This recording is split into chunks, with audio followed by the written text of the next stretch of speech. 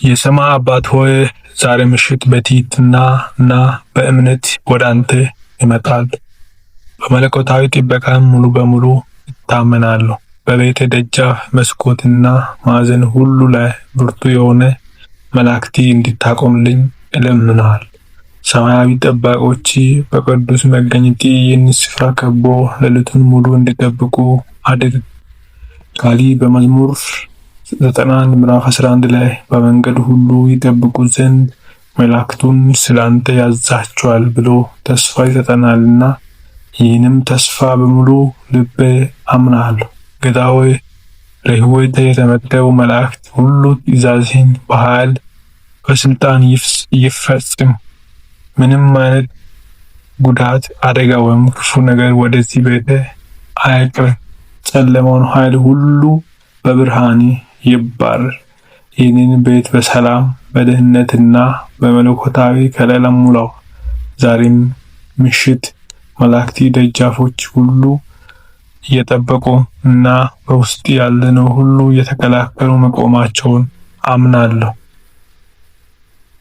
ሁሉን የምትችል አምላክ ጌታ ሆይ አንተ መጠጊያዬ፣ አምባዬ፣ የታመንኩብህ አምላክ ነህ። ቃሌ በመዝሙር ምዕራፍ 34 ቁጥር 7 ላይ የእግዚአብሔር መልአክ በሚፈሩት ዙሪያ ይሰፍራል ያድናቸዋል እንደሚለው መላእክት ይህን ቤት እንደ እሳት ቅጥር እንዲከቡት ይጠይቀዋል። መላእክት በደጃፍ በየመስኮቱ ቆሞ ይህንን ቤተሰብ በንቃት በብርታት እንዲጠብቁ አድርግ። ከአደጋ ከመከራ ከፍርሃት ከጠላት ተንኮል ሁሉ ጠብቅ። ሰማያዊው ሰራዊትን እንቅልፋችን ይጠብቁ፣ ልባችንን በሰላም ያኑሩ። ምንም አይነት ክፉ ነገር ወደዚህ እንዳይገባ አደጋም ወደኛ እንደማይቀርብ አውጃለሁ። ይልቁንም መገኘት ይህንን ቤት በእርጋታ በእምነት በመተማመን ይሙላ። ዛሬ ምሽት መላእክት በታማኝነት እየጠበቁን እንደሆነ እርግጠኞች ሆነን በክንፎቹ ጥላ ስር እናርፋለን። ቸር አባት ሆይ ይህንን ቤት ለእግዚአብሔር ይሰጣለሁ። መገኘት ሁል ጊዜ እዚህ እንዲኖር ይጋብዛል። መላእክት በሰማይ ስልጣን እያንዳንዱ በርና መስኮት እየጠበቁ ይህንን ስፍራ ዘወትር እንዲቃኙ ጠይቃለሁ። ሰላሜ በዚህ ቤት ይንገስ። እያንዳንዱ ክፍል በመለኮታዊ ብርሃን ይሙላ።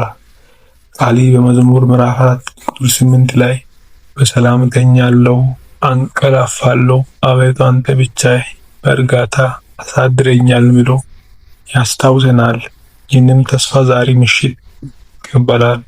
ይህንን ቤት በኢየሱስ ደም የተሸፈነና በሰማያዊ ሰራዊት የተጠበቀ መሆኑን አውጇል።